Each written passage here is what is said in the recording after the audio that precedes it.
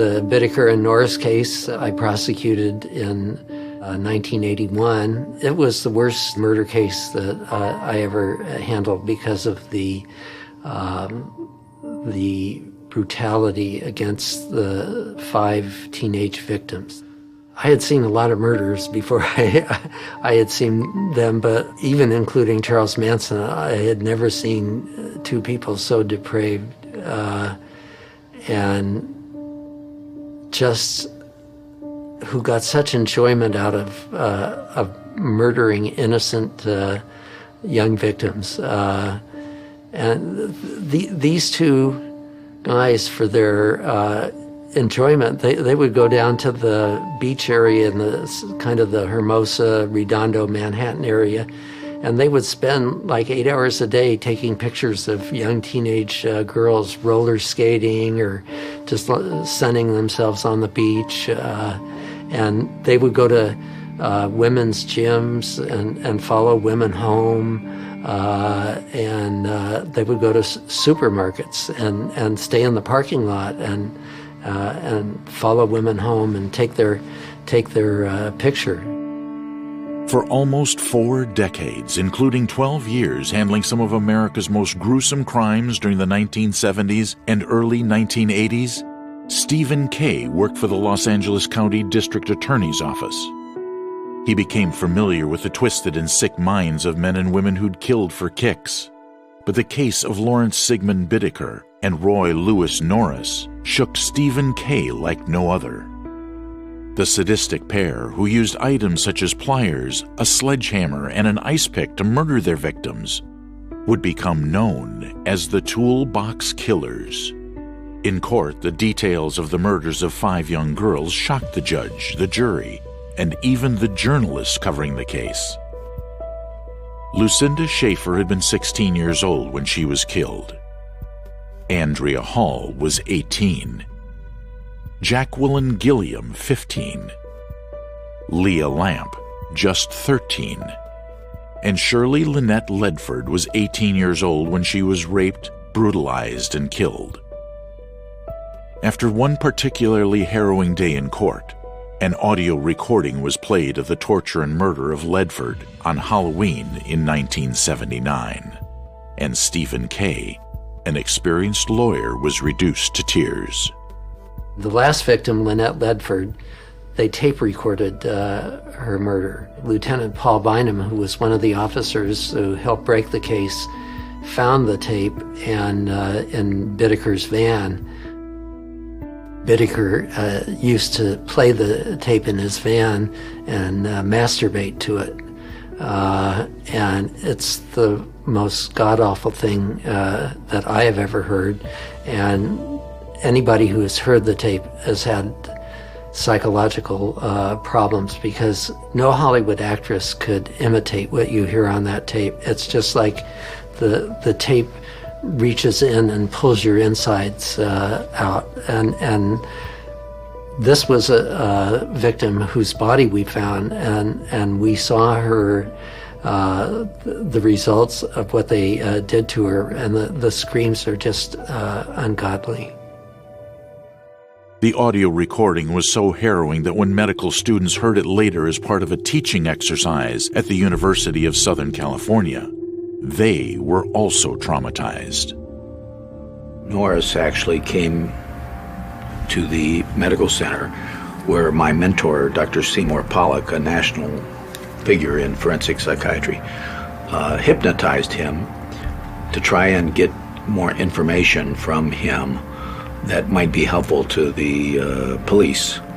The detectives brought along tapes that the men had made during their crimes, which were quite horrific. Some of the psychiatrists that were present during the hypnotic sessions and listening to these tapes actually became overwhelmed, and they broke into tears and so forth. I will forever be haunted by this case. For 2 years after the case, I had a recurring nightmare where I would hear the girls screaming, and I would be running to try and get there to save them, and I would always get there too late, and I would see an ice pick or ripped nipples. And I would wake up and I would just be sopping wet in a cold sweat. And, I have to admit that I had to take antidepressants. For the cases I handled, there's no escape from them. I can remember the mother, Myrna Carlisle, who was the mother of the 13-year-old Leah Lamp. She was in my office one day during the trial, and I said, Mrs. Carlisle, you look like you don't sleep, like you haven't slept for days or weeks. And she said, well, I don't sleep. And I said, well, don't you think you should get some help? She said, no, I have 2 8-hour jobs, one in the day and one at night, because if I go to sleep, then I have nightmares about how my daughter was murdered. I can see where family members, friends, teachers, police officers, and even prosecutors could be deeply affected by the crimes and the circumstances of the crimes, and personally affected, and have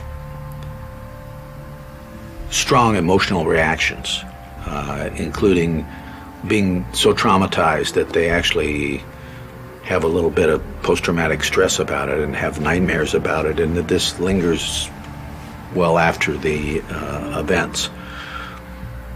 As a doctor, you've seen so much pain and suffering and death, and you're taught that you cannot become subjectively involved, because then you're not able to do your work. If you're crying and distraught about a person's tragic death, you're not able to comfort the family. You're not able to fill out the paperwork and to proceed on to the next patient. In 1974, Lawrence Bittaker had already become comfortable with a life of crime. Starting with petty theft and shoplifting as a youngster, he was sentenced to a jail term for the first time just a year after he dropped out of school. The theft of a motor vehicle would become a minor offense on the list of criminal convictions against his name. Described as a borderline psychotic and highly manipulative following psychiatric assessments, Bittaker was invariably in jail or on parole before his violent tendencies exploded. A shop assistant who had spotted Bittaker stealing a steak was stabbed in the chest after confronting the thief outside the store. That single action would put Bittaker on course to meet Roy Norris, whose criminal activity revolved around sexual deviancy. First arrested for rape in 1969, Norris continued to offend against women, including charges of assault with a deadly weapon after beating a university student with a rock. On his release from Atascadero State Hospital in 1975, he was considered to be no longer a danger to the community. But just a few months later, he raped again. He was arrested soon after and sent to jail, where Lawrence Bittaker was already an inmate. They were very unusual people. Bittaker was brilliant. He had 138 IQ. He was, I think, bisexual, but mostly gay. Norris was very bright. He had 127 IQ. He was a rapist. And these two fellows met in prison in the California Men's Colony East facility in San Luis Obispo. And they had a group of sexual deviants, and they would get together and fantasize about what they were going to do when they got out. And the fantasy was always about young girls and how they were going to rape them and enslave them. And Bittaker said that he had never raped anyone before, but he wanted to do that, but he wanted to have someone with him. But he said he wanted to take the victim to a secluded location because he wanted the victim to participate in the rape, to see what was going on. And Norris, on the other hand, said, well, I want the victim to pretend that she's my cousin because I always wanted to rape my cousin. And Bittaker said, well, we can't let the victim live because I don't want to go back to prison and do time for a rape, so we're going to have to kill him. In November 1978, Lawrence Bittaker was a free man with murder on his mind. Just a few months later, Roy Norris also received parole and immediately set about living out his fantasies. After raping a woman in Colorado, he returned to California and reunited with Bittaker. The pair determined to work together on their next sexual conquest. Cindy Schaefer, who was the first victim, a beautiful young blonde 16-year-old, very bright. She was fluent in Spanish. She tutored in algebra and geometry in her high school. After Schaefer had refused a ride with the pair in Bittaker's van, she was offered marijuana and again rejected the lure. So they figured out the path that she was going, and they went down the hill, made a U-turn, and parked. And Bittaker came up with the plan. He said, okay, I'm going to stay behind the wheel with the engine running. They had a van with a sliding door that Bittaker named the Murder Mac. And he bought this van with a sliding door because he figured it would be easier to get victims in. So he had Norris go outside with the door open and pretend to be working on the door. And Cindy walked by, and it was 8 o'clock at night, but on June 24th, June 21st is the longest day of the year, so it was still light, but there was nobody out, no eyewitnesses or anything. And so Cindy walked past the van, and Norris came up behind her and put his hand over her mouth and grabbed her and threw her in the van. And Bittaker had tape prepared with scissors to tape her up and everything. And they took her deep into the mountains. And after they both raped her a number of times, Bittaker said, well, now we have to kill her. And Norris said, well, no, I don't want to kill her. Let's give her some money or some marijuana, and you know, she won't tell. And Bittaker was very angry. He said, I already told you that we're going to kill the victim because I don't want anybody to testify against me. And they argued for about an hour, and Bittaker finally went out, and Cindy Schaefer was tied up with tape in the van after they had raped her, and they took her out, and her hands were taped behind her back. And she said, you know, before you do anything, will you let me pray? And they wouldn't even let her pray. And so Bittaker came up behind her and put his arms holding her up under her arms, and then Norris tried to strangle her. He saw the pain in her face and the tears and everything, and he finally let go, and he went over and threw up, and his false teeth came out, and he had to pick his false teeth up out of his vomit. And so then Bittaker tried to strangle her, but still didn't kill her. So then Bittaker went into the van and resectioned a coat hanger and had Norris wrap it around her neck. And Bittaker went in and got vice grips and used the vice grips to tighten it, and that killed her. And then they threw her over a cliff that went down miles and had huge underbrush and everything because they wanted the animals and the insects and everything to get her, and we never did recover her body. The following month, in July 1979, Bittaker and Norris set out again with evil intentions. Around the Manhattan Beach area, they spotted 18-year-old Andrea Hall, who was hitchhiking to see her boyfriend. But before they had a chance to offer her a ride, she was picked up by another driver, and their intended crime appeared to have been prevented. But, intent on making Hall their next victim, Bittaker and Norris followed the car, and when she was dropped off near Redondo Beach, Hall made a fatal mistake when she accepted their offer and climbed into the van. Bittaker killed her by driving an ice pick in her ear, and then he tried to pull it out and the handle came off, so he strangled her with his hands and then threw her over an embankment, and we never found her body. On September 2nd, 1979, Bittaker and Norris turned their attention to even younger victims, stopping again in Redondo Beach to snatch 15-year-old Jacqueline Gilliam and Leah Lamp, who was just 13.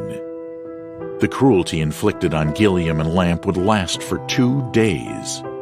Bittaker and Norris followed a similar modus operandi, driving beyond the sites of previous murders and raping Gilliam with an audio tape running to record her screams. Although neither was sexually interested in Lamp, who was tranquilized, after taking photos of both victims, Gilliam was struck with an ice pick, then strangled. Lamp was hit with a hammer and choked to death. They threw these two young girls over a very, very steep cliff. When we finally found their bodies, and I was with the Sierra Madre search and rescue team when we found the bones, and it was in a water course, and the brush had overgrown it so much the only way you could get through is on your hands and belly, really, not even knees. You couldn't even get up that high. And one of the members of the Sierra Madre search and rescue team was a doctor, and he'd say, okay, that's a rib bone, that's a backbone. And then we found a skull, and the skull still had the ice pick embedded in it. And then we found a partial skull that had teeth. And the one thing this case did is it stopped young girls from hitchhiking in the South Bay beach areas because they were just notorious for hitchhiking. And when the publicity came out about this case, the hitchhiking stopped. Jackie Gilliam was identified through X-rays compared to those taken when she was 9 years old following a head injury. Leah Lamp's dental records confirmed her as another victim. The Toolbox Killer's next attempt to live out their sordid fantasies came less than a month later when they targeted 20-year-old Jan Mallon. After watching her park her car near her apartment, Bittaker sprayed her with mace and attempted to drag her into the van. But Mallon's screams drew attention of neighbors, forcing the pair to call off the assault. In the rush to escape, Norris drove away without Bittaker, who ran from the scene. On October 31st, 1979, Bittaker and Norris conducted their last torturous act. The pair made an audio recording of the pain and suffering they inflicted on Lynette Ledford, which would later be used against them when it was played in court. This was the only murder that wasn't on a Sunday, and this was the only body that we found intact. But Bittaker was upset with Norris that he hadn't really killed anyone, and so Norris ended up killing her. But before they killed her, they tortured her. They drove her around in the back of the van. Bittaker raped her while Norris was driving the van, and then they traded places, and Norris came back and started hitting her on the elbow with a sledgehammer, getting her to scream. And I mean, scream she did from the attack, both of Bittaker and Norris. And then Bittaker said, well, wouldn't it be funny if we killed her and then threw her body in somebody's front yard, and we'll see what the reaction of the press is. So it was like 5 in the morning, and they were out in the Sunland Tujunga area, kind of a country horse area of LA County, and Bittaker pulled her out of the van and just threw her in someone's ivy bed on their front yard, and then they drove off. Lawrence Bittaker and Roy Norris, who had tortured and killed 5 people, were not content with the crazed kicks they got out of murder. They wanted others to know of their despicable crimes. But when Norris told a former fellow inmate of their torturing of young women, the ex-con didn't share their perverted fondness, and the information was passed on to police. When Norris was arrested, police found in his car pictures of young girls, but much worse was to follow. The arrest of Lawrence Bittaker uncovered a haul of evidence that made obvious the horror of their crimes, including hundreds of photographs, jewelry, and the audio recording of Ledford's torture. Amongst the evidence, Detective Dave Sterkowski was shocked to find pictures of someone he knew. We recovered about 500 photographs that they had taken. They were in Norris's residence, and Sterkowski was incredulous because he looked at one of the pictures and it was his son's girlfriend. Dave Sterkowski was the one who actually played the tape, and the Ledford tape, and discovered it. And Sterkowski was huge. He was like 6'6" and 250 pounds, all muscle and everything. And he was playing it in an empty office, which was next to my office, and he came in playing the tape, and his hands were shaking so much. The Lieutenant Menace from the Sheriff's Department had to take the tape recorder from him and put it down on a chair for fear that he would drop it. He was shaking so bad. The evidence stacked against the killers weighed most heavily on Norris, whose fear of the death penalty led him to striking a deal with authorities. Bittaker pleaded not guilty to the murders and instead blamed Norris. I remember cross-examining Bittaker when he got on the stand, and I thought, well, this guy, this is going to be a tough nut to crack because he's got 138 IQ. Well, it turned out that he was easy because he had 138 IQ, but he had no common sense. He had called Norris's residence while Norris was getting arrested, so he knew that something was amiss, and so he went to Forest Lawn Cemetery and he buried photographs and I think some tapes, not the tape that we recovered, but some other tapes that they had recorded. And so I asked him about this on cross-examination. I had a map of Forest Lawn, and I said, Mr. Bittaker, can you show me where you buried these tapes in Forest Lawn? And he looked at his attorney and he said, can I claim the Fifth Amendment? And the judge said, no, you can't. And if you don't answer the question, I'll strike all of your testimony. Well, I didn't want his testimony to be struck. And he said, don't look at your attorney. Your attorney can't tell you what to do. I'm telling you to answer the question. And so he said, but if I answer the question, he's going to use it against me. He's pointing at me. Oh, like I would use it against him. On the tape with the screaming, he said, oh, that was just pillow talk. And the courtroom gasped, all the members of the audience. He would describe this agony of this 16-year-old girl getting tortured to death as pillow talk. Though Roy Norris negotiated his way out of a possible death sentence, Stephen Kay found him to be a similarly depraved man. On the stand, Norris lacked the capacity to understand just how the jury would interpret the actions of the Toolbox killers. Women were there for Norris to rape. I convicted him in 19 76 of a rape he did in 75 of a Torrance housewife, where he just rode up on his motorcycle and they were in a hilly residential area, and he hauled her off the sidewalk and into some bushes and raped her. Then when he got out of prison for that, he went back to Colorado, and there was a young woman who had a flat tire, and he stopped and he volunteered to help, and he changed the tire for her, and then he raped her. So that was just his nature. And I asked him on the witness stand, I said, Mr. Norris, what excites you about a rape?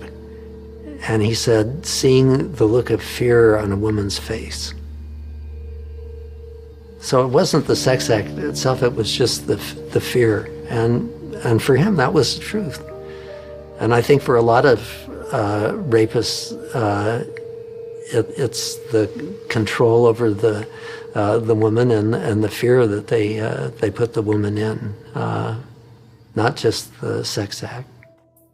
In February 1981, Lawrence Bittaker was sentenced to death. The following month, Roy Norris received a sentence of 45 years to life. That both men remain alive more than 35 years after the savagery of their crimes is infuriating to Stephen Kay.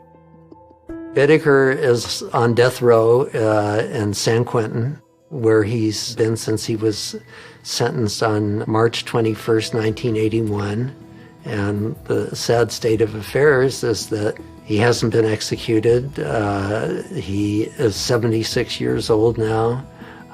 Will probably die in prison because the case has just fallen into a black hole. The California Supreme Court affirmed it 7-0. And then it went to federal court for a habeas corpus hearing, and it would get up to the point of a hearing, and then Bittaker would fire his attorney, and then they get another attorney, and now the federal public defender's office is representing him, and it's in federal court, but nothing happens. It's been there for, 20 years, and the judge who was handling it, who retired, kept that case so that he could still handle it even as retirement, but he passed away. And so now it's with another justice that is just letting it fade into black. As time has passed, and Lawrence Bittaker and Roy Norris have continued to live their lives in prison, the families of their victims have struggled with incredible grief.